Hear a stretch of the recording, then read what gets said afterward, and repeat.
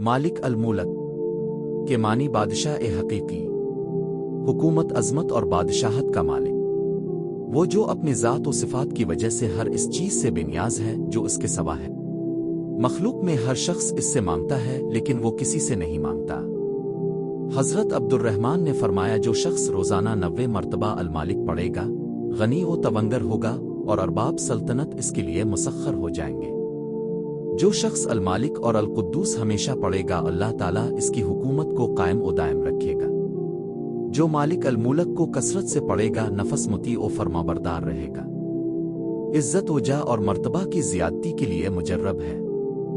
فجر کے بعد پھر زوال کے وقت 120 مرتبہ روزانہ بلا ناغہ پڑھنا موجب غنا اور زیادتی عزت ہے۔ اللہ تعالیٰ کے کس نام کو یاد کر کے آپ کو سب سے زیادہ سکون ملتا ہے؟ کمنٹس میں اپنا پسندیدہ اسم مبارک لکھیں۔